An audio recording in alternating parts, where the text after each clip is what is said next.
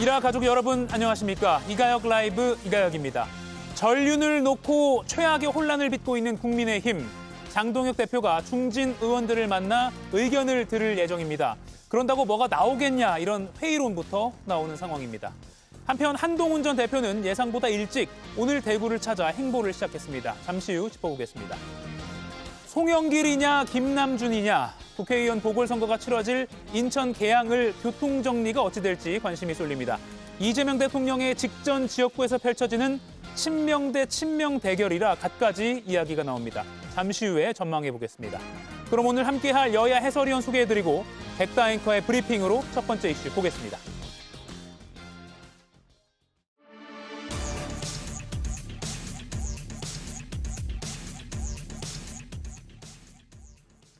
당 일각의 사퇴 요구를 받은 장동혁 대표. 그런데 사퇴를 입 밖으로 꺼낸 건 다름 아닌 송원석 원내대표였습니다.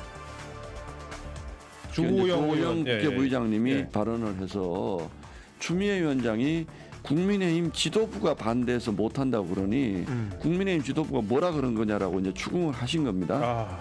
갈등이 있었고 또 송원석 원내대표가 억울하다고 원내대표 못하겠다는 이런 말까지 하는 상황까지 갔으니 이관계가 대성공을 한 것이죠.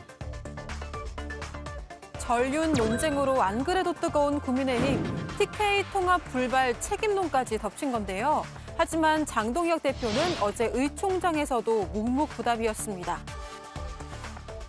악법을 막아내지 못하고 내부를 공격하는 지도부가 지금 뭔가 공격 방향이 잘못돼 있다. 장 대표에게 면담을 요청한 중진들. 그런데 중진 모임에서도 고성이 오갔다는 보도가 나왔습니다. 그런 의견에 대해서도 개인적으로 나왔었습니다.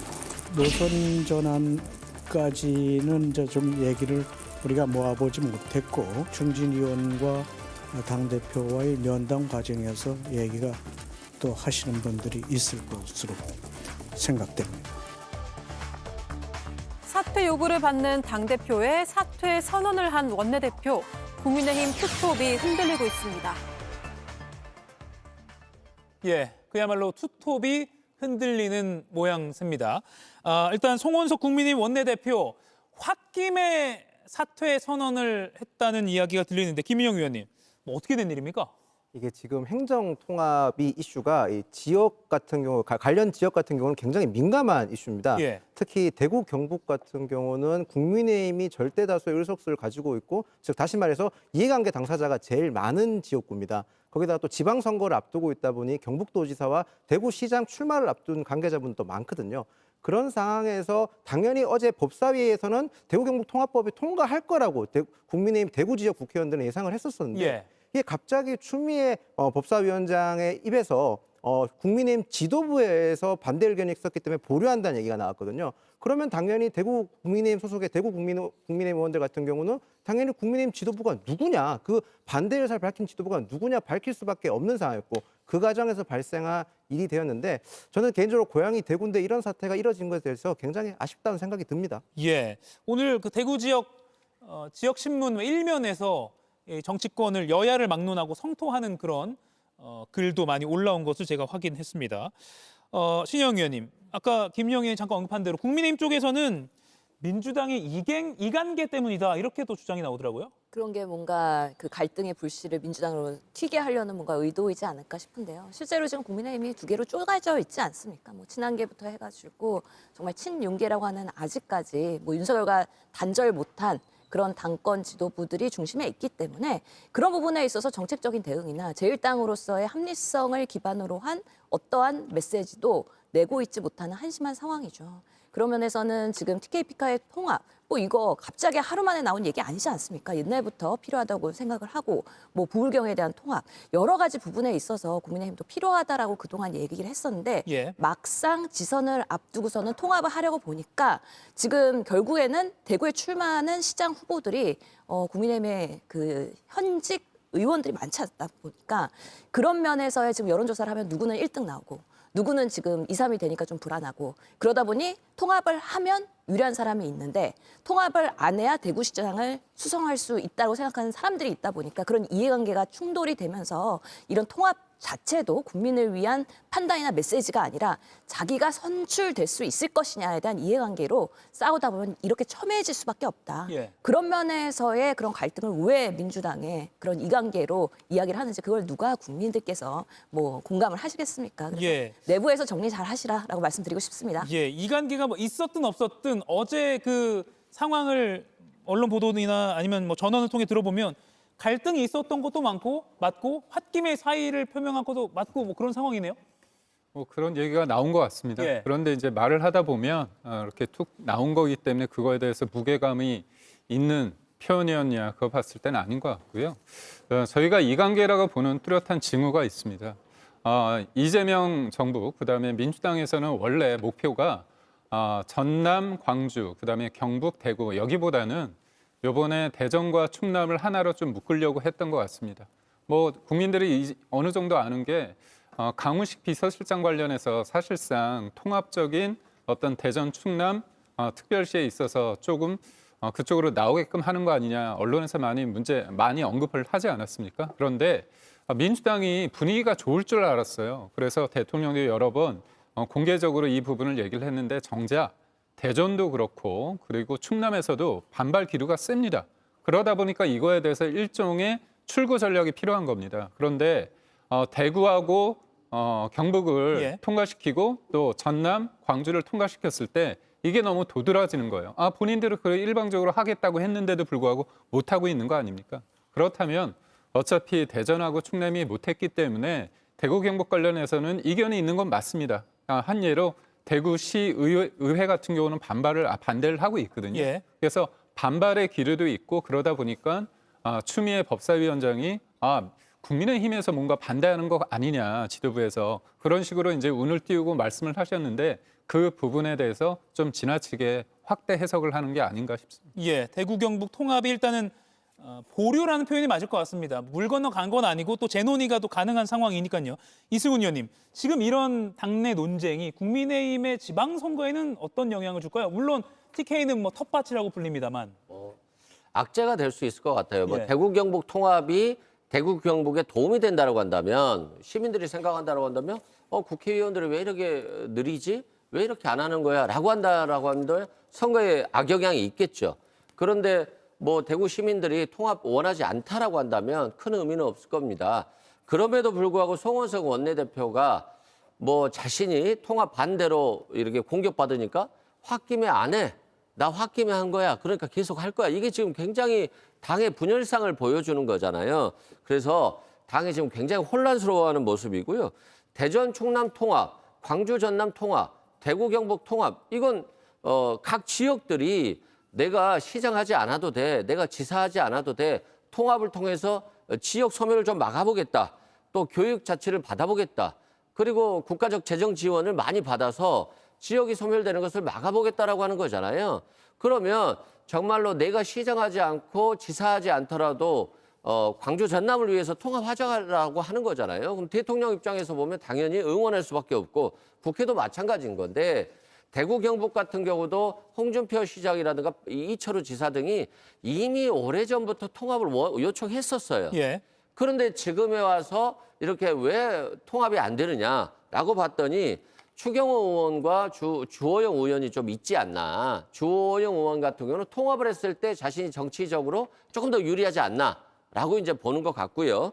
추경호 의원 같은 경우는 통합을 안 하는 게 대구시장 당선에 좀 더 높은 것이 아닌가. 이런 기저가 좀 깔려 있지 않나. 그래서 시민들에 대한 생각이라든가 대구 경북을 위한 생각보다는 정치적 유불리에 따라서 반대하고 그게 지도부에 영향을 미쳤다고 하는 것. 이것 자체에 대해서 대구 시민 입장에서 보면 그렇게 좋아 보이진 않지 않을까 이런 생각이 듭니다. 예, 오늘 영남일보 일면 좀 띄워주십시오.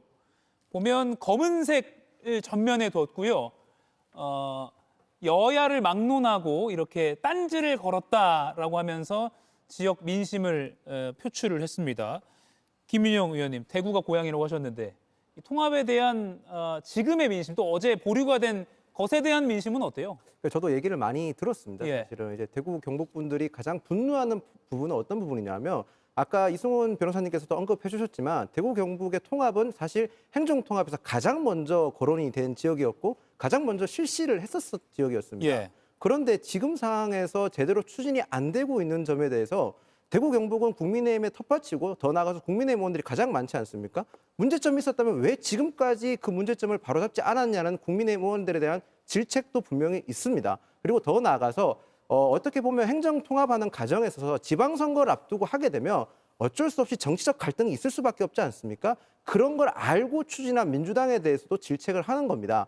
물론 행정통합이 이전부터 꾸준하게 추진돼 왔기 때문에 민주당 입장에서는 이전부터 사례가 진척돼 있었기 때문에 지금 추진하는 거라고 항변할 수는 있겠지만 예. 제가 들은 말씀은 행정통합이라는 게 사실 녹록치 않은 건 분명하지 않습니까? 갑자기 어느 순간 행정이 통합되게 되면 지역 주민들 간에는 갈등이 있을 수밖에 없습니다. 그 갈등이 공직선거를 앞두고 이뤄진다면 갈등은 증폭될 수밖에 없다고 보거든요. 조금 더 시간을 두고 추진하는 게 국정 운영함에 있어서 바람직하지 않나 그런 생각은 듭니다. 예, 보류의 책임이 어디로 민심에서는 어디로 이렇게 향할지 이것도 좀 지켜봐야 될 것 같고요. 신윤영 의원님, 네. 앞서 김기웅 의원은 그 홧김에 사퇴 표현한 거 이거 이렇게 중요하게 볼 필요는 없다는 취지로 설명은 했는데 혹시 지금 장동혁 대표 체제 때문에 많이 피로한 상황이잖아요. 특히는 원내사령탑인 송원석 원내대표인 경우에는 윤석열 전 대통령 1심 선고 나오고 나서 아까 사죄의 뜻을 밝히기도 했고요. 그러니까 뭔가 계속 다른 메시지가 나가고 있는 상황에서 홧김에 이런 메시지가 나가다 보니까 너무 지쳐서 그랬을까요? 평소에 마음에서 계속 맴돌던 그런 사퇴라는 워딩이 이번에 계기로 해서 튀어나온 거 아닌가라는 또 의심을 해볼 수가 있는 것이죠. 실제로 송원석 원내대표 단과 그리고 당대표의 지도부의 방향들이 엇박자나는 게 상당히 있지 않았습니까? 12.3 비상계엄 1주년 때도 송원석 원내대표는 사과하는 메시지를 냈고 그럼에도 불구하고 장동혁 대표는 그동안에 뭔가 윤석열 면회를 간다든지 아니면 사과를 하지 않는 모습 계속 그런 것들을 고수하는 어게인의 모습을 보면서 원내대표로서 얼마나 답답했을까. 그리고 이게 원내와 당이 합치돼서 같은 방향을 바라보고 가도 제1야당으로서의 역할을 제대로 할지에 대한 어려운 상황인데 그럼에도 불구하고 계속 따로 가고 있기 때문에 마음에 그런 여러 가지 회한이 있었을 것이다.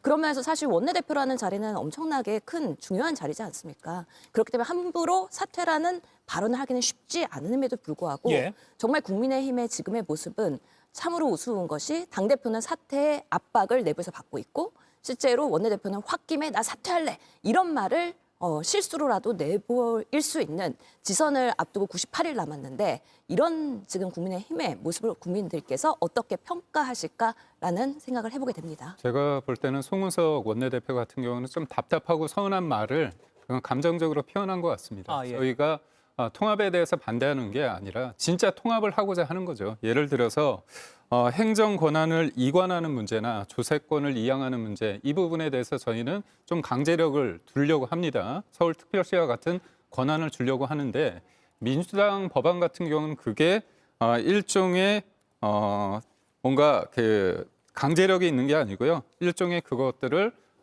뭔가 이렇게 하게끔 적극적인 어떤 강제할 수 있는 게 아니라 제가 용어가 갑자기 생각이 안 나는데 권고 수준이나 권고 수준입니다. 그렇기 때문에 저희 입장에서는 어차피 할 거라면 이거를 실질적으로 우리가 지역민들에게 도움을 줄 수 있는 방안으로 해야 된다는 게 있고요. 또 하나는 지역 통합이란 거는 한 지역만 하다 보면 먼저 하게 되면 그쪽 다른 지역에 대한 역차별이 될 수 있기 때문에 가급적 여야가 중지를 모여서 한꺼번에 하는 게 맞다. 그런 측면에서 저희가 얘기한 게 있는데 그런 노력을 했음에도 불구하고 중진 의원이 이거에 대해서 강하게 비판을 하니까 본인이 그렇게 서운한 감정의 표현을 이렇게 좀 한 게 아닌가 싶습니다.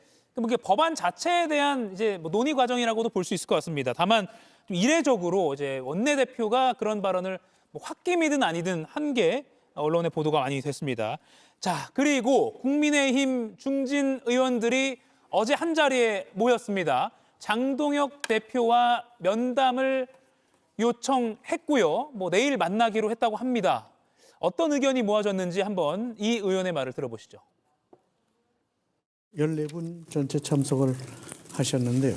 지방선거를 치르기가 매우 어렵다 하는데 공감을 같이 했습니다. 중진 의원과의 당대표 면담을 요청할 계획입니다. 노선 전환까지는 이제 좀 얘기를 우리가 모아보지 못했고 승리를 위해선 여러 가지 의견이 있으니까 그런 의견을 전달하는 그런 기회를 갖도록 하겠습니다. 우리가 의견을 모아가지고 전달하는 것이 아니고 중진 의원과 당대표와의 면담 과정에서 얘기가 또 하시는 분들이 있을 것으로 생각됩니다.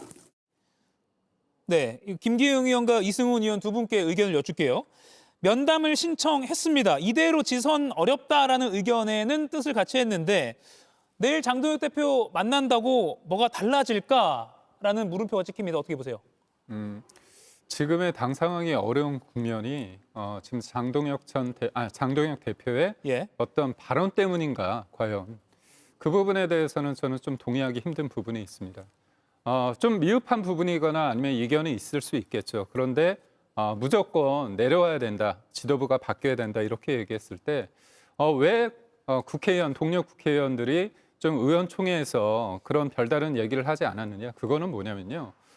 그 다음에 대안 세력으로서 누가 주도적으로 끌고 가는 것에 대한 현실적인 어떤 답이 보이지 않았기 때문에 있는 게 있습니다. 그리고 저는 장동혁 대표의 1심 판결에 대한 어떤 입장에 관련해서 예. 1심 판결에 대해서 존중한다 이런 표현이 빠진 부분에 대해서는 아쉬움이 있습니다. 예, 윤석열 전 대통령 1심 결과 말입니다. 예. 그런데 그렇지만 그럼에도 불구하고 저희가 좀 냉정하게 봤을 때 윤석열 전 대통령은 이미 대통령이 아닙니다.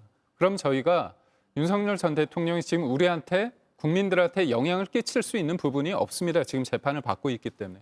그러면 실질적으로 제1야당으로서 지금 공소 취소 문제나 사법 3법 이것을 가지고 우리가 쌓아야 될 부분이 있거든요. 그런데 자꾸 민주당이나 일정 부분 그쪽이 말했던 극우와 내란 프레임에서 지금 벗어나지 못한 부분이 있기 때문에 결국은 우리가 지금 시점에서 사법의 영역은 사법의 영역대로 된 상태에서 우리가 지금 어떻게 싸울 것인가에 대한 어떤 미래지향적인 부분에 방점을 뒀기 때문에요. 예. 장동혁 전 대표의 그 부분에 대해서 전반적으로 의원들이 반대하거나 그런 부분에 대해서는 좀 과한 해석이 아닐까 싶습니다. 예.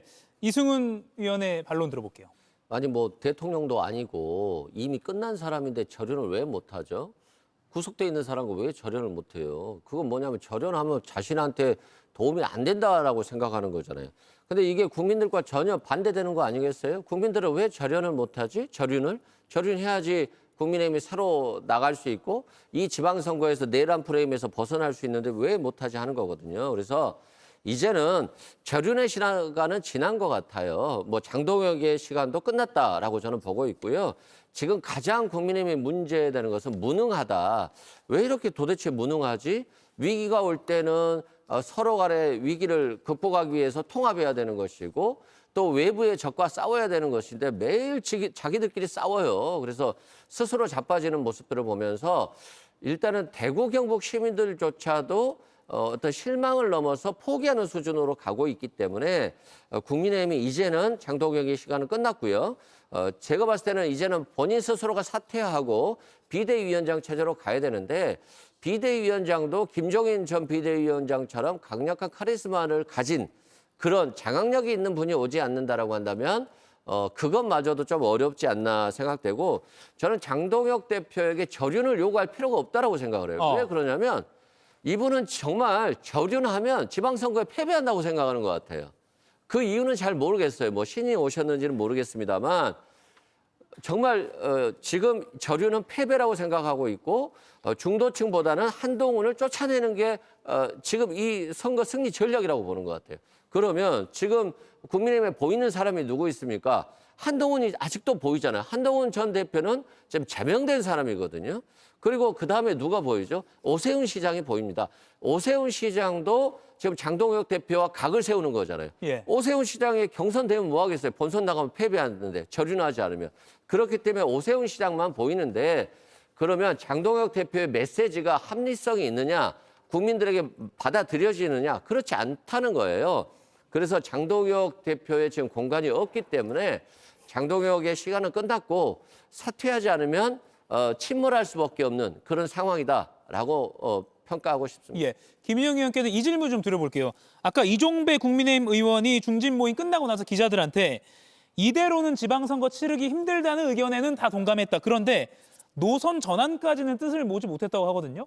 그러니까 이걸 봐서 중진 의원들도 그냥 좀 등 떠밀려서 이렇게 모임을 갖고 이렇게 크게 의지 없이 보여주기식으로 지금 그냥 하고 있는 거 아니야? 이런 분석도 나오거든요. 어떻게 보세요? 일단 우선 중진 의원들 같은 경우는 당에 일단 오래 되셨지 않습니까? 그 말인즉슨 많은 당원들을 아신다는 의미고 그 당원들의 여러 가지 의견을 듣다 보니까 움직임이 좀 늦었다고 생각을 합니다. 하지만 저는 일단 중진 의원들께서 늦었지만 지금이라도 목소리를 내주시고 있는 거에서는 굉장히 긍정적으로 평가를 합니다. 더 나아가서 좀 지금보다 좀 더 적극적으로 목소리도 내주셔야 될 필요가 있다고 생각을 합니다. 지금 국민의힘이 처한 위기가 굉장히 간단한 상황이 아니기 때문에 그런 겁니다. 지방선거 패배에 대해서 공감을 하셨다면 빨리 노선 변경을 할 수 있게 가야 되는데 제가 알기로는 어제 중진회에서 굉장히 거친 표현도 많이 나온 걸로 알고 있습니다. 장동혁 대표에 대한 사퇴 요구, 더 나아가서는 장동혁 대표가 사퇴하지 않는다면 조금 더 장동혁 대표의 목소리를 줄여야 되는 거 아니냐는 목소리까지 나온 것으로 알고 있습니다. 물론 아직까지 그 목소리가 일치된 건 아니지만 그런 목소리가 나왔다는 것만으로 자체로도 국민의힘이 지금 다가올 선거를 얼마나 심각하게 받아들이고 있는지는 인지된 것 같거든요. 저는 그런 점에서는 되게 긍정적으로 평가를 하겠습니다. 예. 더 나가서 아무래도 중진원들께서는 움직이는 게 중진 우리가 속칭 안해서 중진이라고 하면 무게감 있는 그런 표현을 많이 쓰지 않습니까? 그런 이미지를 상상을 하는데 저는 중진원들께서 조금 더 빠르게 그리고 조금 더 적극적인 목소리를 내주시기를 간곡히 기원 드리겠습니다. 예, 내일 장동혁 대표 만난다고 하니까 한번 또 지켜보고요. 이런 가운데 한동훈 전 국민의힘 대표가 이번 주 금요일 오늘 27일에 대구에서도 보수 민심의 바로미터라고 볼 수 있는 서문시장을 찾기로 했습니다. 그런데 방송 전에 들어온 속보에 따르면 한동훈 전 대표가 오늘 벌써 대구에 가서 행보를 시작했습니다. 서문시장 얼마 전에 장 대표가 방문한 곳이기도 하죠. 영상 보시죠. 님이 누구세요?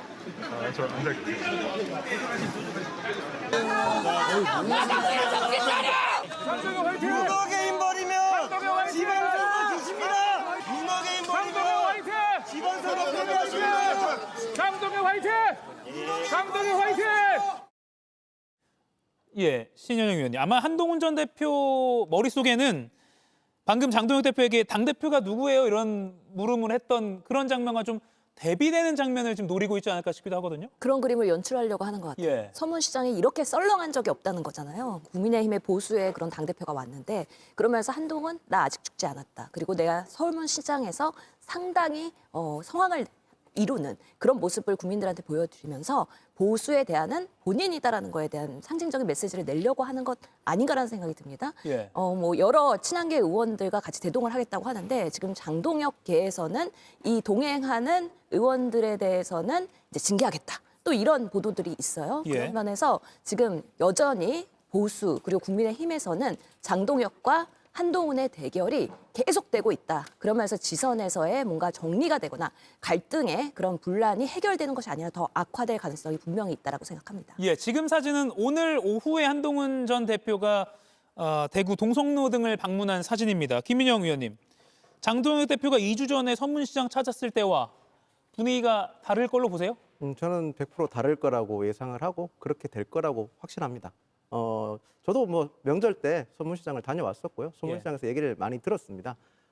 서문시장에서 한동훈 전 대표가 서문시장을 가는 이유는 단순하게 장동혁 대표와 비교가 되기 위해서 가는 게 아니라요. 보수의 목소리를 진짜 제대로 듣기 위해서 가는 겁니다.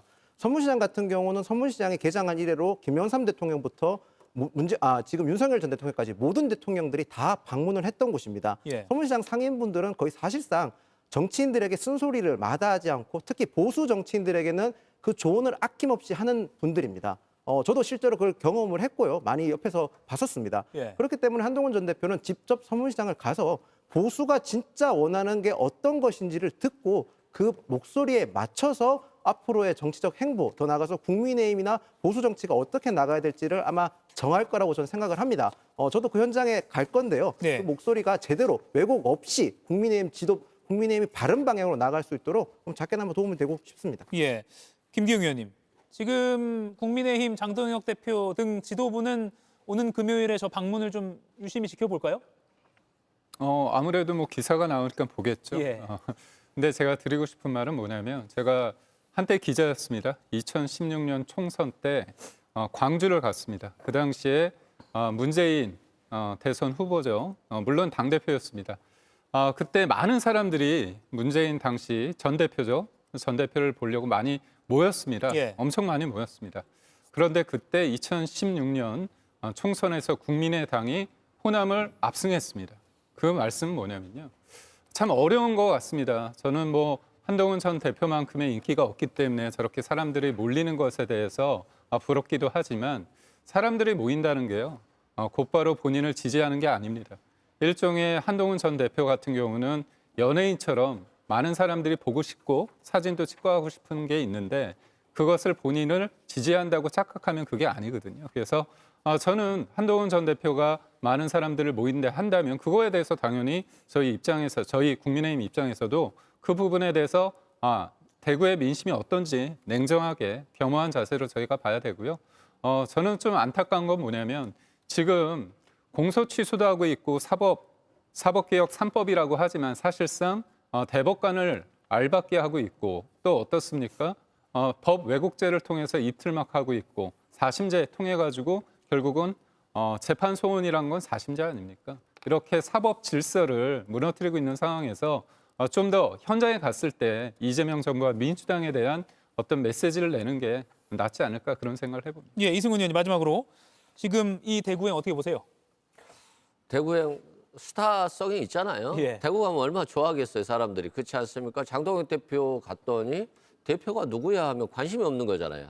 그러면 사람들이 얼마나 관심이 없으면 대표가 누구야를 하는 것이고 절윤하면 집니다. 그러면 윤어겐 해야 된다는 거잖아요. 대구의 민심도 그만큼 반반으로 갈려 있을 거예요.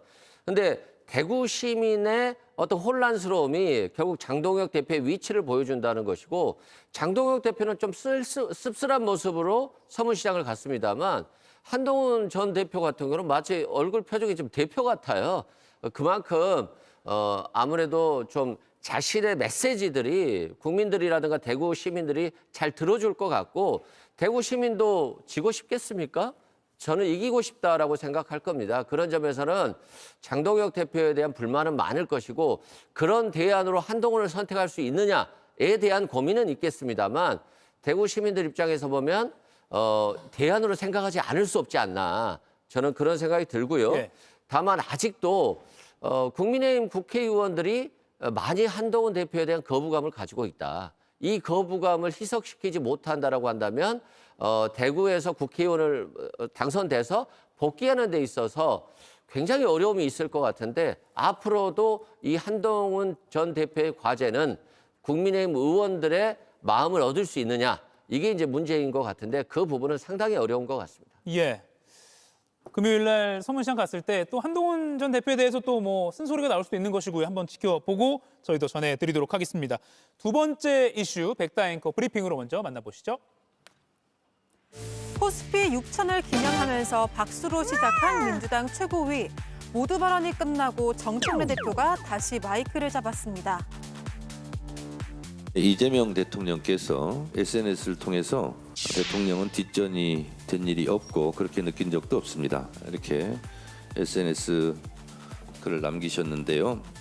당정청은 항상 원팀 원보이스로 지금까지 찰떡공조로 일을 잘 해왔다라는 말씀을 제가 분명히 드립니다. 이 대통령이 직접 이른바 명청 갈등 논란을 진화하고 나선 건데요. 당은 당의 일을 잘하면 된다라며 입법 지원 당부도 덧붙였습니다.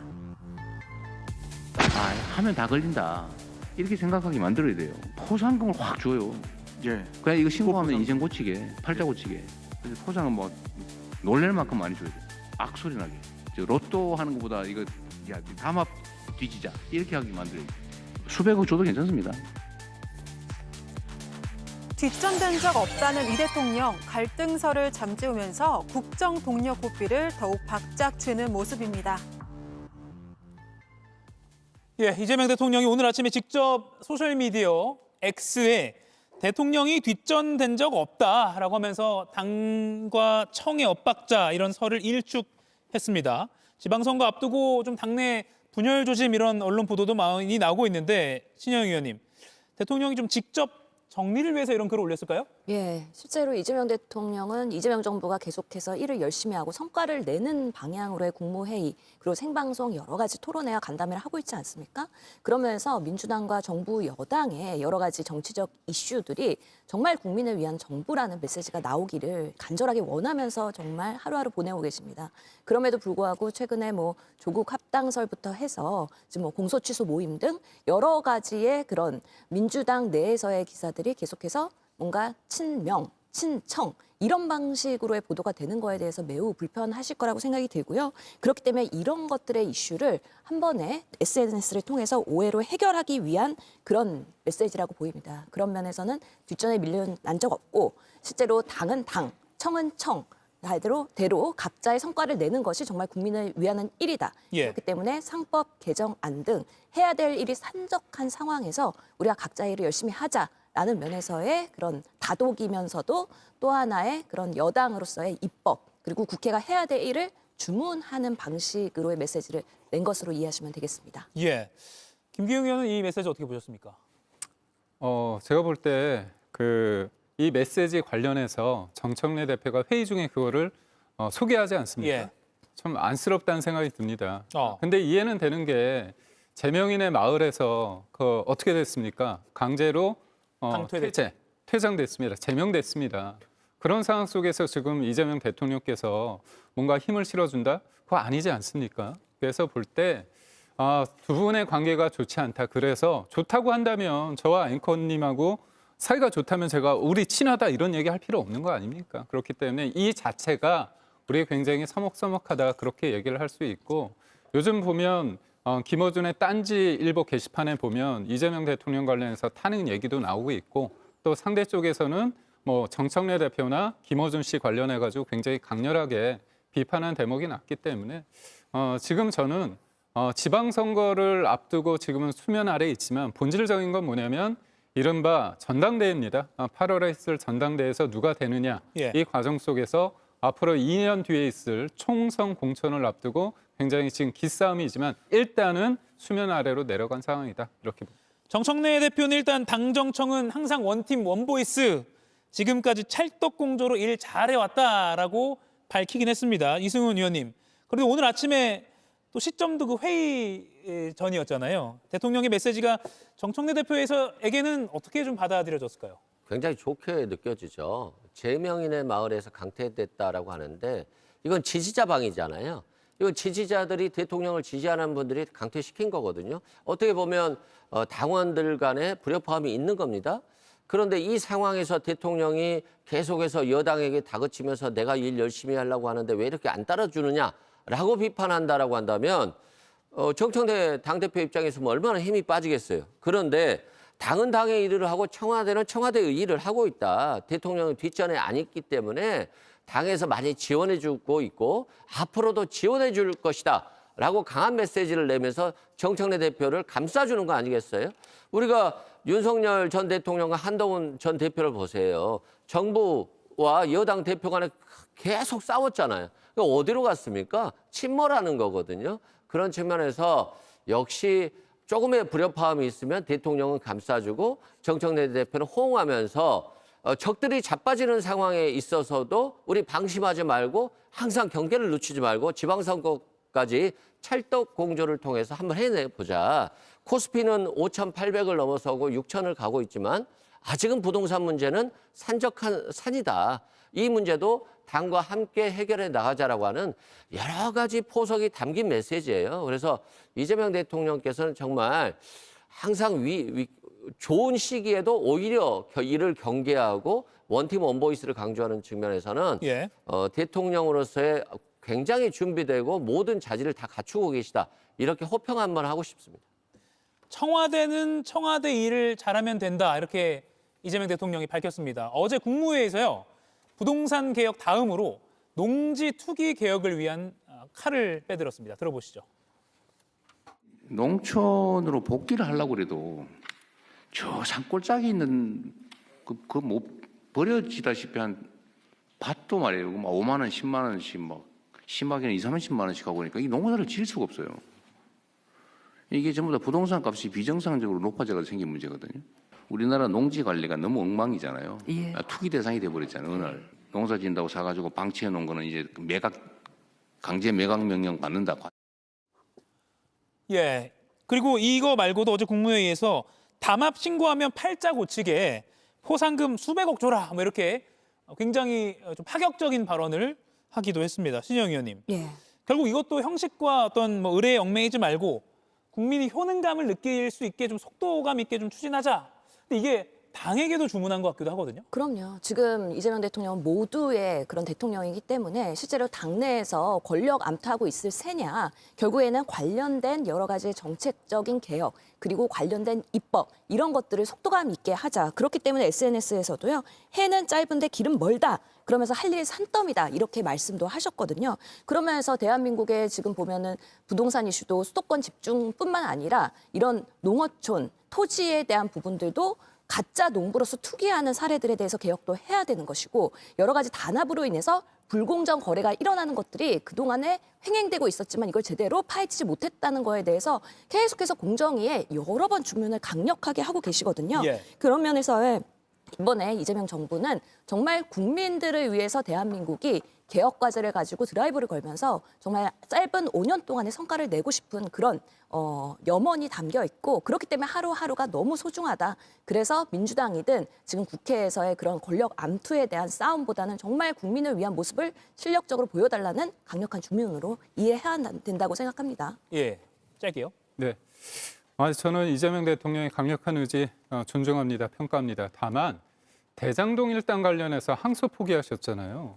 그거 추징금 7,400원까지 할 수 있는 400억까지 할 수 있는 부분에 대해서 이재명 정부에 왜 검찰은 항소를 포기를 했습니까? 그거 대표적인 부동산 불로소득 아닌가요? 그래서 포상금 관련해서 강력히 지급하는 거 이해할 수 있지만 왜 할 일에 대해서는 안 하시고 이 부분에서 하시는지 국민들이 과연 납득이 갈지는 모르겠습니다. 예. 이 흐름은 또 이제 공침으로 이어질 수 있을 것 같은데 그 얘기는 맞수 토론에서 좀 이어가도록 할게요. 지방선거를 앞두고 당청 봉합에 이어서 정책 드라이브를 걸고 있습니다. 이재명 대통령 의원 시절의 지역구인 계양을 이번 지방선거의 뜨거운 감자가 됐습니다. 이 계양을 출마를 둘러싸고 김남준 전 청와대 대변인과 송영길 전 민주당 대표의 신경전도 치열해지는 모양새입니다. 저의 출마 의진을 말씀드렸고, 대통령님이 재보궐 선거에 나섰을 때 같이 계양으로 가서 선거운동을 하고 또 그 선거운동 과정에서 국민의힘으로부터 기소를 당하기도 했었습니다. 그때 제가 무죄를 받아낼 수 있도록 도와주셨던 분들이 계양 주민분들이었고, 계양 주민분들과의 인연이 분명히 있고요. 그래서 어디 출마한다를 지금 말할 단계가 아니기 때문에 저희가 복당이 승인되면 정청래 대표님이나 지도부를 만나 상의를 하겠습니다. 제가 원래 살던 계양구 병망동 영남 아파트인데 일단 제가 인천으로 온 거죠. 제 정치적 고향으로 돌아온 거죠. 고향으로 돌아오는데 제가 살던 곳으로 가야지 어디로 가겠습니까? 예. 점잖은 말을 주고받긴 한데 뭔가 그 안에 불꽃 튀는 그렇게 느껴지기도 하고요. 김윤영 의원님. 인천 계양을이 사실은 송영길 전 대표가 5선을 한 곳이기도 하고요. 의미가 적지 않은 곳입니다. 그러니까 지금 아마 송영길 전 대표와 김남준 전 대변인 같은 경우는 이재명 대통령에게도 골치가 아플 거고 정청래 대표도 골치가 아픈 이슈일 겁니다. 이재명 대통령 입장에서는 소칭 이런 말이 있더라고요. 송영길 전 대표는 이재명 대통령을 살려준 사람이고 김남준 전 대변인은 살았던 사람이다. 즉 다시 말해서 두 명 다 이재명 대통령에게 굉장히 가까운 상대 사람들입니다. 예. 이재명 대통령이 특정 편을 누군가 들게 되면 어느 한쪽 굉장히 서운한 감정을 가질 수밖에 없을 겁니다. 더 나아가서 정청래 대표 입장에서는 송영길 전 대표가 원내로 들어오게 될 경우에는 자신의 강력한 차기 당대표의 경쟁자가 될 겁니다. 그렇다고 해서 지금 김남준 전 대변인의 편을 들어주자니 그렇게 되면 김남준 전 대변인이 어쨌든 마지막까지 지금 이재명 대통령 가까이 근접해 있었지 않습니까? 나오게 되면 원내에서 친명의 구심점이 또 하나 생길 수 있는 거거든요. 그렇기 때문에 정청래 대표 입장에서도 굉장히 골치가 아픈 상황인데 글쎄요, 민주당에서 이 문제에서 어떤 해결책을 제시할지는 모르겠지만 쉽게 풀릴 수 있는 문제는 아니라고 봅니다. 예. 정청래 현 대표, 이재명 대통령 전 대표였고 송영길 전 대표까지 있으니까 헷갈리는 이게 좀 헷갈립니다. 3명의 대표가 있으니까요.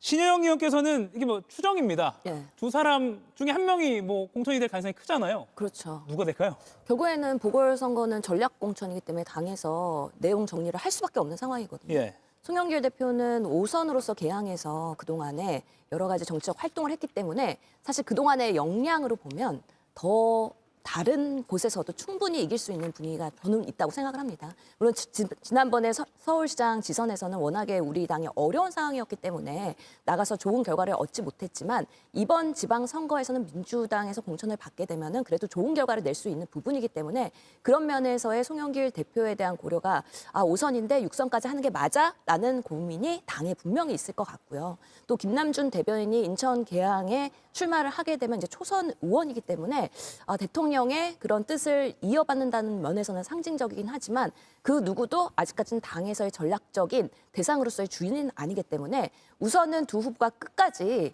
기싸움을 할 거라고 저는 예상을 하고요. 예. 다만 당에서는 뭔가 한 분이 양보를 하는 방식으로의 그런 지역의 재배치 이런 부분에 있어서 전략 공관위가 지금 머리를 쓰고 있지 않을까라는 생각을 합니다. 예. 김남준 전 청와대 대변인이 이런 말을 했습니다. 비유를 썼는데요.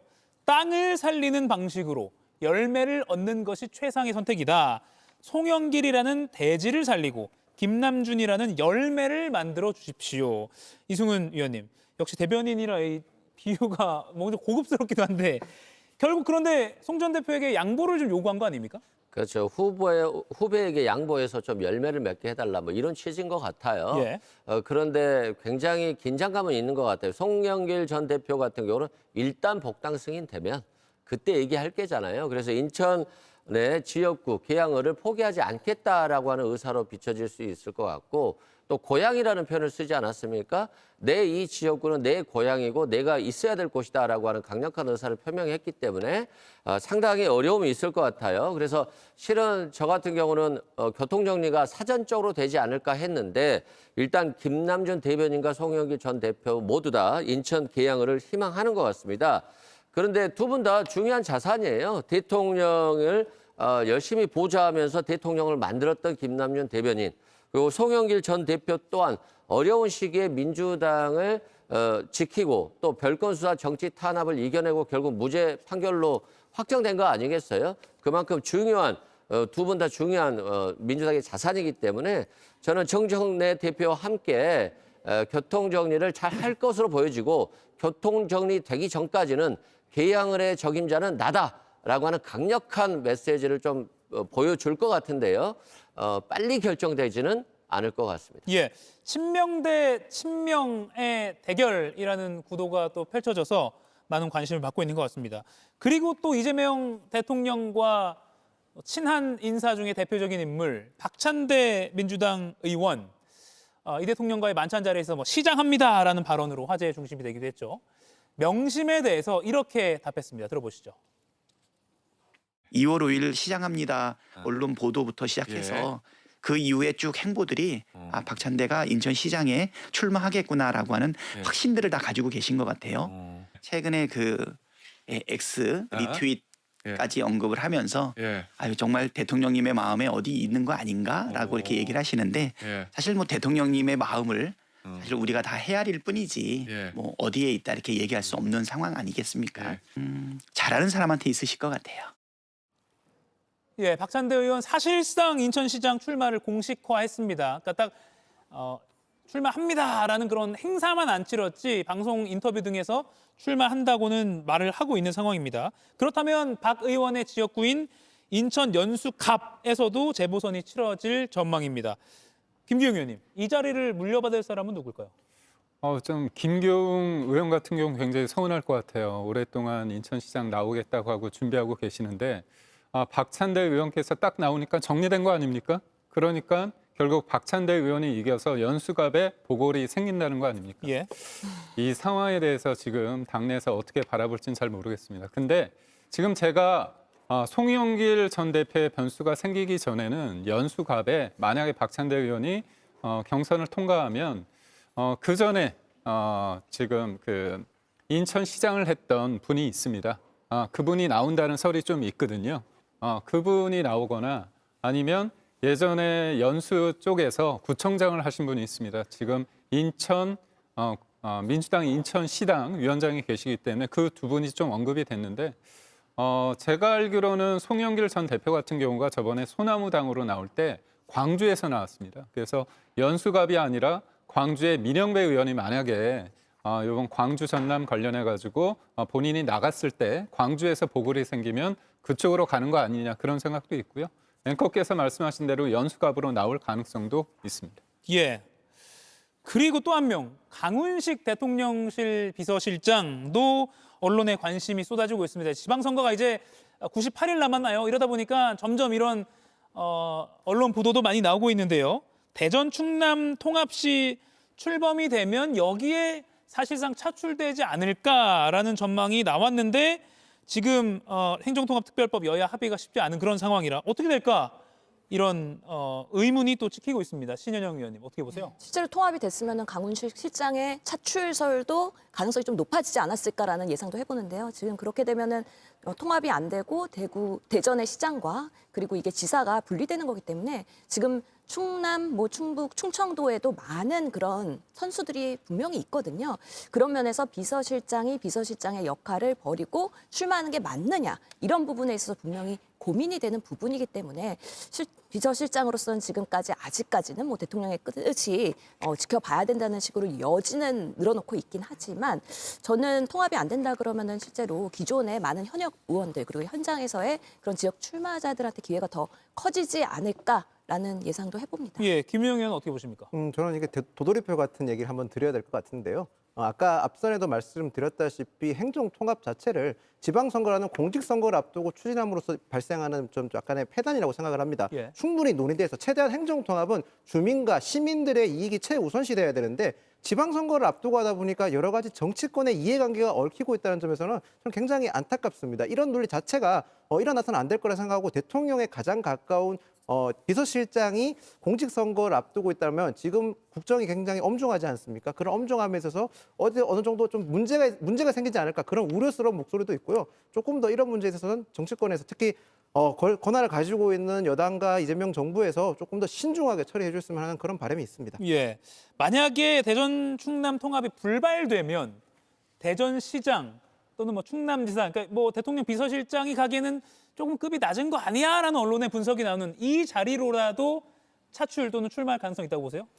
근데 조금 고민하시는 것 같아요. 강훈식 비서실장도 예. 대전 충남이 통합됐다라고 한다면 출마할 의지가 좀 강했을 것 같은데 지금 통합이 되지 않은 상황에서 나가기에는 조금 부담스러운 측면이 있고 대통령 입장에서도 엄청나게 많은 일을 하고 계시잖아요. 이 엄청난 일을 지원하고 보좌했던 분이 강훈식 비서실장으로 잘 해왔었는데 지금 충남지사로 내보내기는 조금 아까워하시는 게 아닌가 저는 그런 생각도 들고요. 왜 지방선거 앞두고 통합을 얘기하냐 그러는데요. 지방선거가 끝나면요. 시장과 지사가 선출이 돼버려요. 이분들이 임기를 종료하고 통합을 위해서 하지 않습니다. 그럼 또다시 4년이 흐른다는 측면에서는 지금 지방선거 전이 아니라고 한다면 이재명 정부 내에는 통합은 어렵다라고 말씀하시고요. 지금도 지역 소멸은 이루어지고 있어요. 경북에서 또는 전남에서, 충남에서 지역 소멸이 엄청나게 이루어지고 있습니다. 이 지역 소멸을 이겨낼 하나의 대안으로서의 통합이기 때문에 정치권이 개인적인 유분리보다는 주민들을 좀 생각하는 정치를 펼치면 더 좋겠다 이렇게 생각됩니다. 예, 그리고 지금 민주당을 휘감고 있는 이슈 중에 하나 공취모 관련한 이슈는요. 10초만 쉬고 마수 토론에서 이어가도록 하겠습니다. 네 분과 토론은 여기서 마무리하겠습니다. 고맙습니다. 고맙습니다.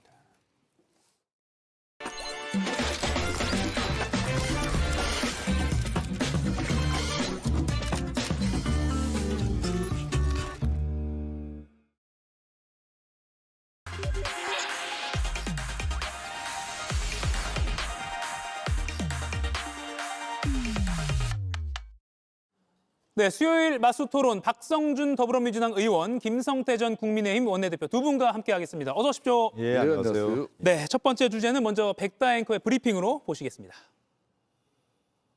저희가 미친 게 맞습니다. 정치검찰들이 그간 했던 일들을 보면 미친 짓이죠. 이것을 대응하기 위해서 의원들도 함께 미치지 않으면 안 됩니다. 당 170여 명의 의원 중에서 105명의 개파라고 하면 하나의 당 아니겠습니까? 민주당 의원 100여 명이 참여한 이 대통령 공소 취소 모임. 미친 짓을 하는 유시민 작가의 비판 그리고 개파 지적도 있었는데요. 오늘 아침 정청래 대표 공치모의 취지를 받아 안겠다며 당 공식 기구를 띄웠습니다. 기존의 정치검찰 조작기소 대응 특별위원회는 활동을 종료하고 새로 설치된 특별위원회가 그 성과를 이어받고 확대 개편되는 것입니다. 공취모의 취지까지 받아 안아서 국정조사와 특검까지 추진할 것입니다. 개파를 진화하려는 것이 아닙니다. 하지만 별개 조직으로 운영 예정이라는 공취모. 소속 의원들의 잇단 탈퇴도 이어지고 있습니다. 예, 민주당 지도부가 윤 정권 조작기소 국정조사 특위를 설치했습니다. 한병도 원내대표가 특위위원장이 됐고요. 개파 갈등 뭐 이런 이야기가 나오니까 이걸 좀 수습하기 위한 방책일까요? 어떻게 보십니까? 아니, 개파 갈등이라는 단어가 왜 등장했는지를 모르겠어요. 아니, 105명이 거의 민주당의 70%인데 개파 갈등이에요. 그냥 하나의 당이죠. 그러면 예. 어떻게 보면.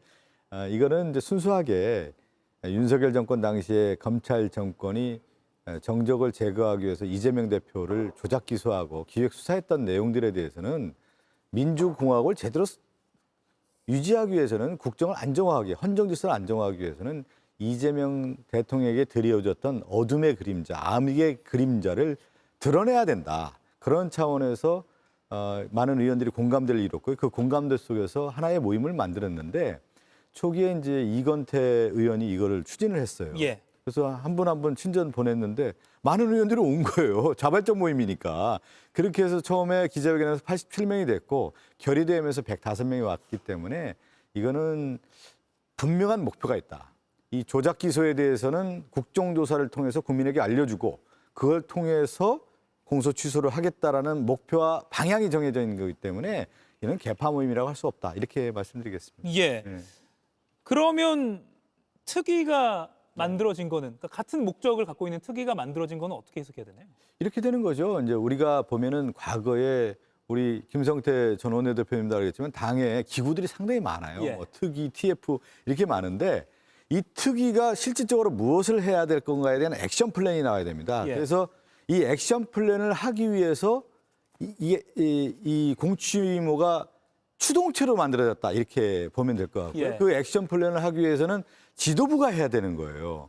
이 공취모는 조작 기소와 관련된 부분에 대해서는 국정조사하고 그 공소 취소를 해야 된다는 모임이었는데 1차 목표는 국정조사 아닙니까? 근데 국정조사는 이런 모임에서 할 수가 없는 거고 예. 결국은 원내 지도부, 원내 대표가 중심이 돼서 이루어져야 되기 때문에 국정조사를 추진할 수 있는 특위가 만들어졌다. 특별위원회가 만들어졌다. 이렇게 봐야 되는 것이죠. 그러니까 좀 예. 뜻을 모으는 게 공치모였다면 구체적인 액션을 하기 위해서 특위가 만들어졌다. 실제 이것을 결실로 맺기 위해서는 지도부가 추진해야 되는 거거든요. 예. 원내 대표, 원내 수석이 여야 협상하고 본회의에서 의사결정하고 그다음에 안을 만들고 거기서 추진해서 실제 국정조사가 들어가야 되는 거예요. 그건 누가 하느냐? 원내대표가 하는 거거든요. 원내대표가 그래서 중심이 돼서 특별위원회를 구성해서 실제 액션을 할 수 있는 일을 만들 수 있는 위원회가 구성이 됐다. 이렇게 보면 되는 거죠. 예. 여기까지 들으셨습니다. 공치모 그리고 오늘 오전에 특위 발족까지 어떻게 해석하세요? 우리 박성준 의원님도 상당히 전략가고 민주당 내에서 뭐 그래도 상당히 균형적이면서 객관성을 잘 유지하려고 하는 그런 정치인인데 오늘은 좀 약간 그 쏙내일은 좀 숨기는 것 같아요. 지금 이제 그 공치모의 지금 상임 대표잖아요. 사실 정청래 대표가 제가 이 방송에서도 누누이 이야기했지만은 너무 일찍 자력 경쟁 그러니까 홀로 서기를 하는 거다. 집권당 대표로서의 그 숙명적 한계가 있는데 그걸 너무 당청 관계를 너무 좀 당 중심으로 자기 정치에 너무 일찍 취하는 거 아니냐. 그러다 보면 이게 가유불급이 되고 나중에 문제가 생긴다. 그랬는데 사실상 좀 문제가 생겼어요. 뭐 1인 1표제부터 조국 핵심당하고 당대당 통합 이런 부분이 아무리 뭐 이번 6.3 지방선거를 갖다 원팀으로 원보이스로 이렇게 이기겠다. 뭐 하지만은 그 두 번째 목표가 다음 총선에서 우리가 또 정권 재창출 그 기반을 만들겠다 그런 이야기를 했단 말이에요. 예. 그럴 때 내가 상당히 심각한 이야기인데 아니나 다를까. 뭐 이 지금 이제 이 공치모는 뭐 물론 이제 검찰의 그런 과거에 잘못된 어떤 폐단을 끌어내고자 하는 그런 의지는 뭐 민주당 내에 뭐 많은 의원들이 자발적으로 참여해서 그럴 수는 저는 있다고 봐요. 그렇지만 좀 전에 이야기했듯이 이거는 이제 집권당 원내대표가 이거는 또 야당하고 협의해가지고 근본적으로 법과 제도를 고치는 일 아니겠습니까? 예. 그 이전에 저렇게 크게 규합된 거는 저 과거에 이제 좀 손자병법, 중국의 그러니까 고전 병법을 좀 공부를 한 적이 있는데 그때 보면은 이 36개 안에 보면요 19번째 계략이 있어요. 그게 뭔가 하면은 부저 출신입니다. 부저 출신. 이 부저 출신이라고 이게 이제 쉽게 말하면 가마부자에 밑저자인데 그래 가마솥 끓는 물에 그냥 장작을 빼내버리면 어떻게 됐습니까? 물이 끓지 않잖아요. 예. 그러니까 정청래 당대표가 이 부저 출신의 지금 계략책을 가져온 거예요. 당이 공식적으로 좋다 그러면 특위를 만들어가지고 이걸 당이 공식적으로 가져가겠다. 그러니까 반대 세력이 규합할 수 있는 근본적인 원인이나 명분 이걸 미리 제거해버리는 그런 계략이에요, 이게. 그래서 손자병법 36개에서는 19번째 계략인데 이걸 먼저 풀을 베버립니다. 풀을 베고 나면은 그 다음에 뿌리를 뽑는 전략이거든요. 그래서 상대 세력을 갖다 와해시키고 무마시키는 그걸 도입하는데 야, 이 양반도 할 수 있네. 나는 이렇게 본 거예요. 그거는 너무 앞서시고 지금 박성준 의원이 계시는 그 공치모가 끓는 물인데요, 끓는 물? 설명을 끓는 물이에요, 저기가. 이게 이제 공치모가 만들었잖아요. 상임대표 105명인데 제가 재선인데 상임대표를 됐잖아요. 그건 어떤 의미냐면 실무형인 거예요. 일을 좀 제대로 해서 국정조사를 발족을 해봐라. 일을 해봐라고 하는 취지에서 제가 상임대표를 맡았고 그 결정적 계기는 뭐였냐면 제가 원내 수석이었습니다. 전임 원내 수석. 이런 국정조사는 여러 가지 일을 해보니까 좀 해볼 만한 것 같다. 그래서 박성준이 좀 하면 제대로 할 것 같다. 실무형으로. 이렇게 했고 공치모로 하면서 제가 쭉 일을 기자회견 결의대를 하면서 제가 앞서 얘기한 것처럼 이 일은 원내대표, 원내지도부가 하기 때문에 한병도 대표에게 좀 책임지고 할 수 있게끔 하시라. 우리는 추동체 아닙니까? 추동체에서 도와주겠습니다. 이렇게 해서 했더니 아마 그것을 추동체라고 하는 면에서의 공치모가 실제 실행기구로서의 특별위원회를 아마 한병도 원내대표가 위원장을 맡게 됐다. 이렇게 보시면 되겠습니다. 아마 그런 측면에서 봤을 때는 정청래 대표도 이건 좋은 취지 아니겠냐 이렇게 해서 아마 이 단기국으로 만들어지지 않았나 싶습니다. 추동체 대 끓는 물 주장이 지금 맞부딪히고 있는데 이거 하나 여쭐게요. 그러면 특위가 발족이 돼서 이제 운영이 됐는데 이 공치모도 일단 계속 간다라고 했거든요. 이건 어떻게 봐야 됩니까? 이제 공치모는 제가 얘기한 것처럼 자발적 모임이고요. 공치모의 1차 목표는 국정조사고 두 번째 최종 목표는 뭐냐? 공소 취소잖아요. 그러면 지금 이제 특별위원회가 만들어져 가지고 바로 그러면 공치모가 없어지느냐? 그런 등식은 성립이 안 되는 거잖아요. 국정조사도 지금 발족이 안 됐는데 추진이 아직 되지도 않았는데 공치모는 앞서 얘기한 것처럼 추동체란 말이에요. 추진체란 말이에요. 그럼 이 특별위원회가 잘할 수 있도록 우리 의원 모임에서 추동체로서 힘을 모아줘야 되는 거 아니겠습니까? 그런 면에서는 1차 목표라고 하는 국정조사가 이루어질 수 있도록 이 공치모가 역할을 다 해야 된다. 그런 뜻에서 아마 이건태 간사가 그런 성명서를 낸 것으로 알고 있습니다. 두 분께 공통 질문 하나 드릴게요. 유시민 작가가 이 공치모에 대해서 미친 짓이라고 비판을 했습니다. 근데 이에 대해 제가 어제 한준호 의원한테 이 자리에서 질문하니까 미친 게 맞다. 검찰에 대응하기 위해서는 의원들이 미치지 않고서는 이게 대응이 안 된다. 이렇게도 대받아 쳤거든요. 김성태 의원께 먼저 여쭐게요. 어떻게? 근데 유시민 작가가 왜 이 판에 왜 저런 이야기를 했는지 처음에는 이제 납득이 되지 않았어요. 그렇지만은 이게 유시민 작가 들어서고 또 밖에 이제 뭐 사실상 민주당의 상황이라고 또 일부 일컬어지는 또 뭐 김모 방송인도 지금 이제 예. 뭐 정치인의 당 대표의 어떤 그런 홀로서기, 뭐 자기 정치에 상당히 힘을 보태는 사람들이지 않습니까? 그러다 보니까 조국 혁신당이 또 조국 대표 또 나오고, 그러니까 민주당 내적으로도 쉽게 말하면 이재명 대통령을 강력하게 뒷받침하려고 하는 그런 정치 세력 입장에서는 일정 부분 견제가 필요할 수밖에 없어요. 저걸 뭐 나는 그렇게 또 너무 부정적으로 저는 보지도 않습니다. 아, 예. 저는 그런 측면에서 뭐 한준호 지금 이제 저분은 또 더군다나 이재명 대통령의 신임을 얻으면서 이번에 6.3 지방선거에서 경기도지사 지금 현재 민주당 후보가 되고자 하는 사람 아닙니까? 그러니까 이제 유수민 작가의 저 말에 강력하게 대응하는 방식으로 뭐 저렇게 함으로써 어찌 보면은 이 친명계 뭐 인사들의 그런 지원과 협력도 자연스럽게 연결될 수 있는 그런 한 장면이에요, 저게. 예. 이제 우리가 이렇게 봐야 되는 거 아니에요? 우리 한국 정치 민주주의가 그렇게 성숙하면서 경쟁했던 후보 있잖아요. 근데 대통령이 되고 패배한 후보에 대해서 그 전에 무슨 수사하고 방송에서 내가 잘 모른다 했는데 그거 가지고 공직선거법을 해서 얽어매가지고 재판까지 가고 그랬던 적이 있습니까? 윤석열 정권이 왜 국민에게 신뢰를 잃었습니까? 검찰권 가지고 이재명 대표 그냥 죽이려고 그랬던 거 아니겠어요? 그게 무리한 수사와 조작 기소 아닙니까? 그래서 여기까지 온 거 아니겠습니까? 그런데 미국의 트럼프 대통령도 보십시오. 그 전에 특검들이 다 조사했던 내용, 기소했던 내용들에 대해서 대통령이 되니까 특검 자체가 공소 취소를 하지 않습니까? 이건 뭐냐면 국민의 심판을 받던 민주주의 주권의 원리에서 대통령이 선출됐으면 야, 국민을 믿고 가는 거다. 국민 주권의 원리다. 이렇게 해서 미국도 민주주의, 민주공화국을 유지했던 겁니다. 근데 우리나라는 윤석열 정권 들어서서 과거에 정말 대인의 모습, 대통령이 된 이후에 포용의 모습이 아니라 대통령이 돼서도 상대 제거를 하기 위해서 자신이 가졌던 검찰권 가지고 그렇게 조작 기소를 했던 거 아니겠어요? 그러면 이걸 바로잡아야 된다. 바로잡는다는 의미에서의 국정조사를 통해서 검찰이 그동안에 어떻게 조작 기소를 했는지 알려주고 공소 취소하는 것이 마땅한 거다라고 하는 것을 우리 의원들이 다 공감을 이뤘던 거예요. 그래서 105명이 들어온 거예요. 예. 그래서 그 105명이 들어와서 제일 중요한 실무일은 뭐냐? 1차적인 국정조사인데 거기에 상임대표인 박성준 상임대표가 맡아서 이 일을 추동체로서 일을 해봐라.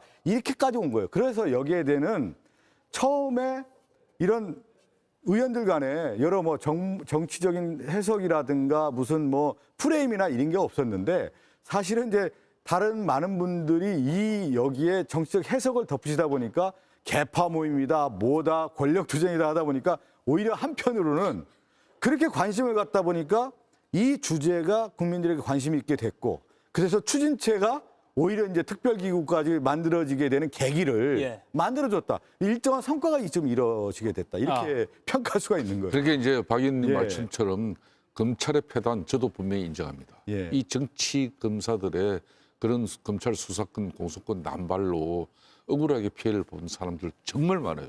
그러니까 이런 내용들도 이재명 대통령만 그렇게 그 뭐 지금 의지를 가지고 그렇게 하지 마시고 진짜 억울하게 검찰의 이런 공작 조작 뭐 수사를 통해 가지고 피해를 본 그런 많은 사람들거든요. 정치인들도 있고 그런 사람도 구제할 수 있는 그런 방향 쪽으로 가야 국민적 지지도 가지는 것이고 또 한편으로는 당 내적으로도 이게 이제 이 지금 공치모 이 조직이 정청래 당대표가 이렇게 이제 당의 공식 특별기구를 만들어가지고 한병대 원내대표를 위원장으로 뭐 이래 하면서 예. 지금 아까 제가 뭐 부조 출신 이야기를 했지만은 일단 끓는 물을 갖다가 장작을 빼내려고 했어요. 예. 그렇지만은 이분들의 지금 목적은 실질적으로 6월 3일 그러니까 지방선거 이후에 8월 전당대회까지 치러야 되기 때문에 그러니까 이게 지금 이제 국정조사까지 이 목표를 국정조사는 언제 합니까? 10월 하순에 하는 거거든요. 10월 중하순에. 그러니까 그때까지는 이 공치모의 활동을 유지한다는 것은 민주당 내에 앞으로 정치적 지형, 역학적인 측면 뭐 여러 가지가 지금 여기 고려돼 있는 예. 그런 내용입니다. 이 질문 드려볼게요. 이제 특위로 확대 개편돼서 한병도 원내대표가 그 특위 위원장이 됐는데 그 전 단계에서 원래 정치검찰 조작기소 대응 특위가 있었죠.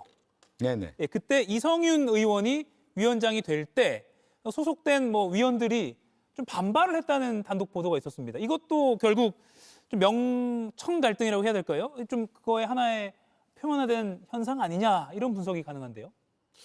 너무 이제 그렇게 해석할 필요 없을 것 같고요. 지금 이제 한 단계 한 단계 가서 실제 이 일을 이룰 수 있는 한병도 원내대표가 책임지고 하겠다는 거 아니겠습니까? 예. 그래서 저희들은 공소 취소 모임에서는 적극적으로 뒷받침하고 도와줄 겁니다. 그래서 여기 있는 의원들도 좀 들어가서 일을 할 수 있게끔 했었으면 좋겠다는 생각을 갖고 있고 예.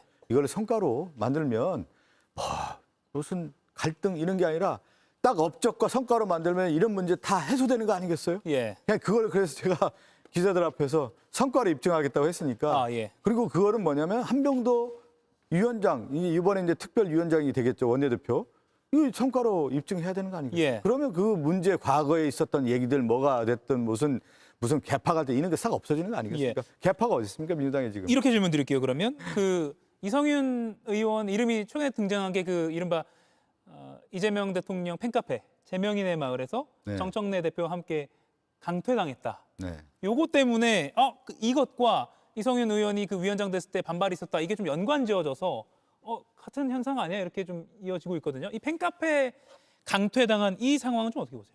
저는 저거에 대해서 별로 이렇게 언급하시고 싶지는 않아요.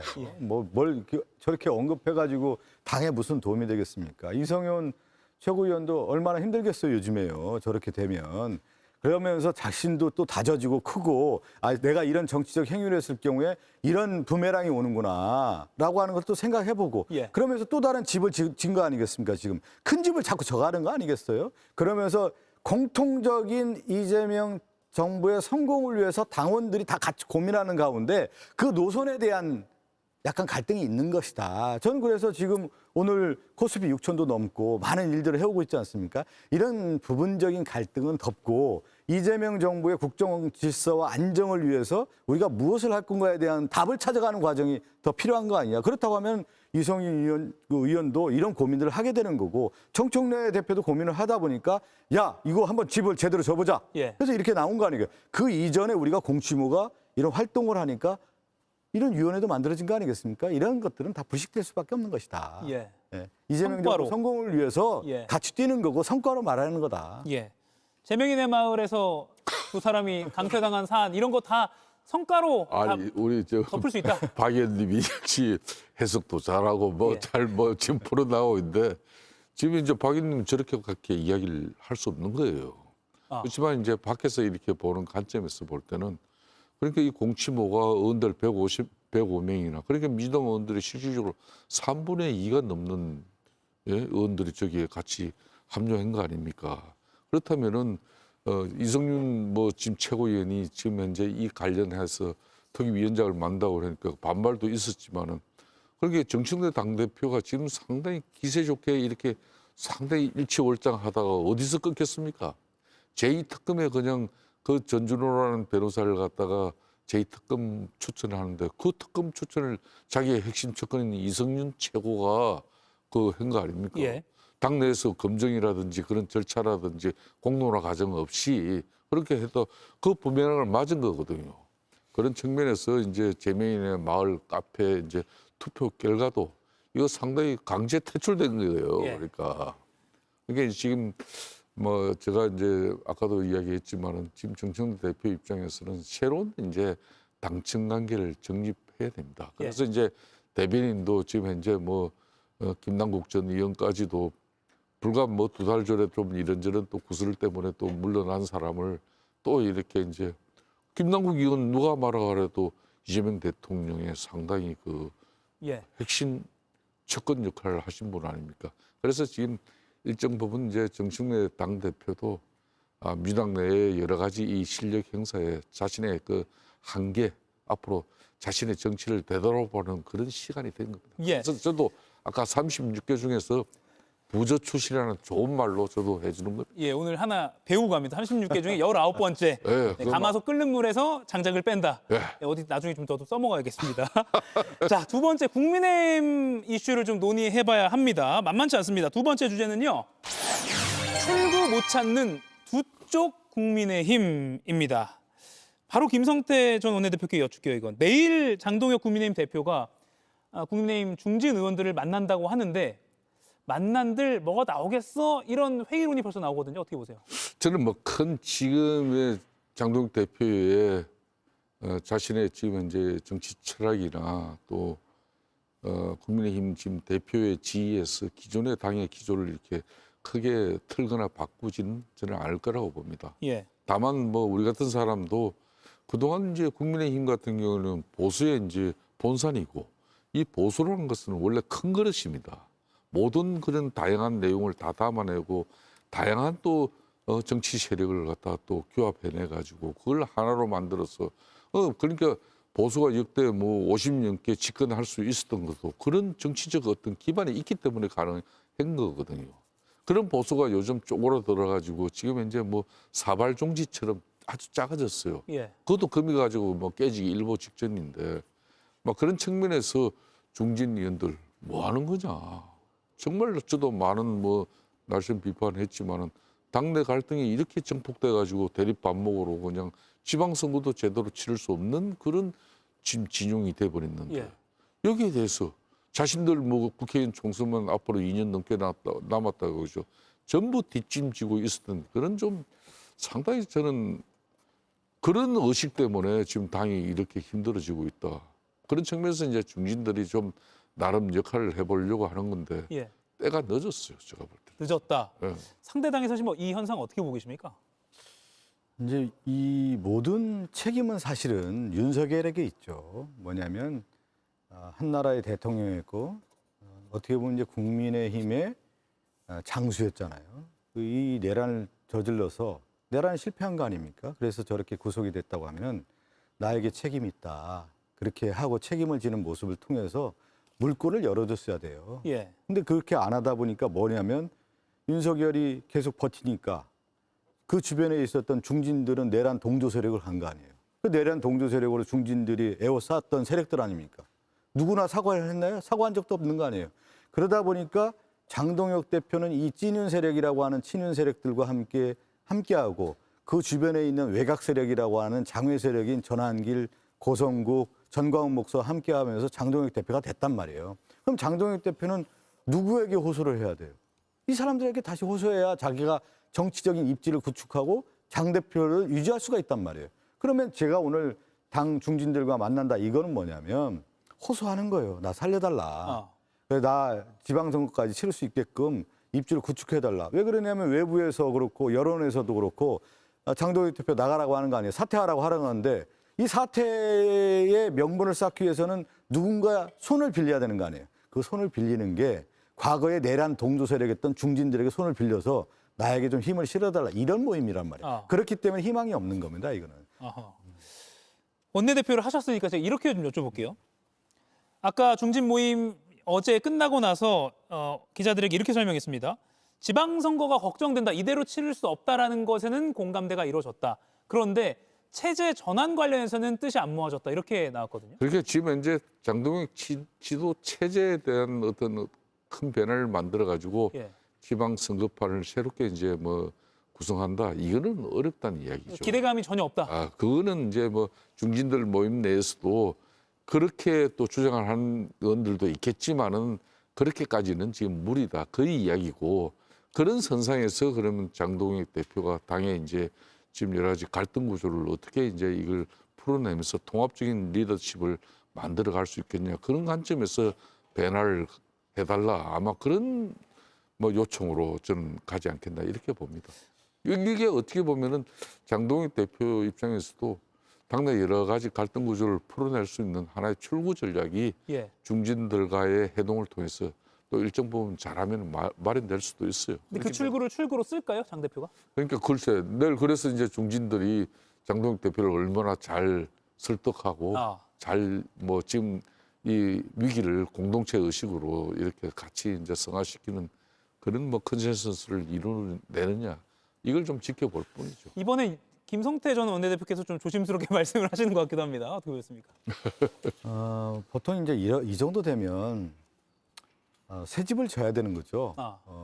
그러니까 윤석열이 보수의 계매를 했고 그들의 세력이 이렇게까지 왔다고 하면 그 세력들이 물러나고 새로운 얼굴과 새로운 세력으로 가서 새 집을 짓고 새로운 바람을 일으키고 새로운 혁신을 통해서 새로운 인물을 통해서 가야만 국민의힘이 살 수가 있는 겁니다. 그러면 이 새로운 집을 지을 수 있는 대체제가 있느냐? 예. 대체제가 없을 거란 말이에요. 그래서 답이 없는 거예요. 중진들하고 회의했을 때 그러면 장동혁 대표의 얼굴로 지방선거를 치를 거냐? 아니면 장동혁 대표가 아닌 다른 사람의 얼굴, 예를 들어서 김성태 전 원내대표로 비대위원장을 해서 치를 거냐? 이렇게 논의를 할 거 아니에요. 근데 아마 사람이 없을 겁니다. 그러면 지금에 있는 장동혁 대표로 가야 된다라고 하는 결론에서 거기에서 적당한 타협책을 만드는 거예요. 그래서 장동혁 대표가 유지해서 누구누구는 이렇게 해서 이 정도 통합하고 하자라고 하는 모양새를 만들어서 장동혁 대표의 리더십을 만들어주는 중진 모임이 되겠죠.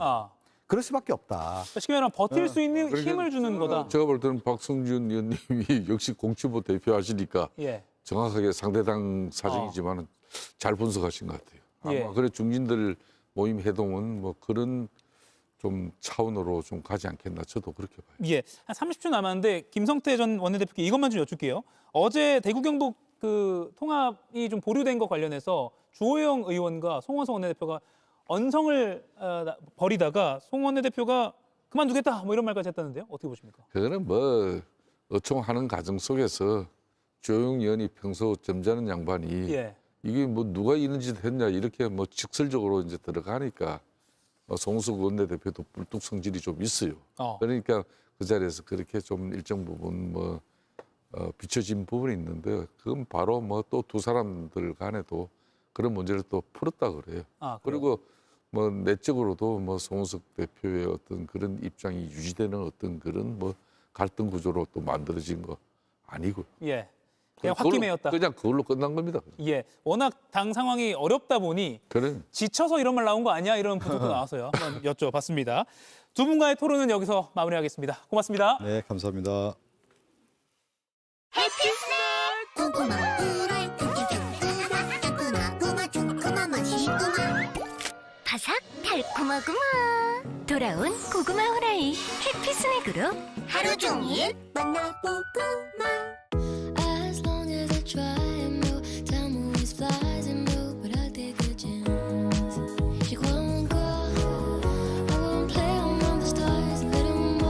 Chance au Splendide, le nouveau parfum, Chanel. 효소. 리뷰가 중요하지. 성분이 중요한 거야. 그냥 그레이논 하나면 돼. 대한민국 1등 효소. 효소에 대한 그레이트한 선택. 그레이논. 감기다 싶으면 테라플루 한 잔. 효과는? 느낌은? 따뜻하게 스며들어 감기를 빠르게. 따뜻한 한 잔의 빠른 효과. 테라플루. 오늘 제가 고른 한 컷은 이 사진입니다. 올리브색 군복을 입고 장총을 든 중년 여성. 무표정한 얼굴 너머로 깊은 피로가 읽힙니다. 이름은 테티아나 히미온, 47살. 그녀는 화려한 의상을 입고 무대를 누볐던 댄스 강사였습니다. 하지만 딱 4년 전 오늘 러시아의 침공은 그녀의 신발을 토슈즈에서 군화로 바꿔놓았습니다. 그녀는 우크라이나의 4년차 저격수가 되었습니다. 러우 전쟁 발발 4년이 됐습니다.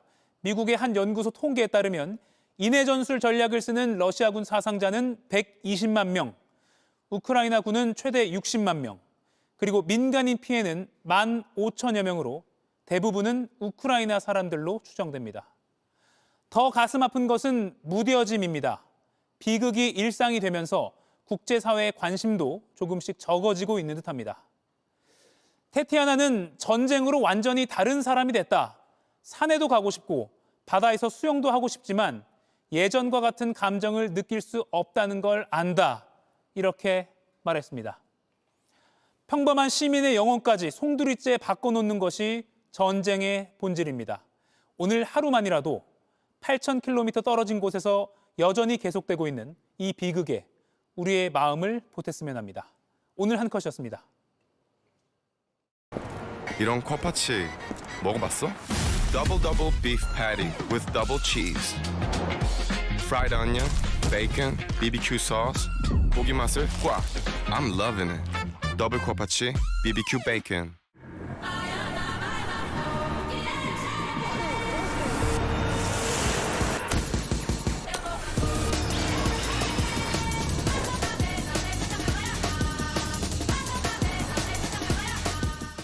우리 애도 좀 가르쳐주지. 그럼요, 어머니. 정승재 꿈이야? 단꿈이지요.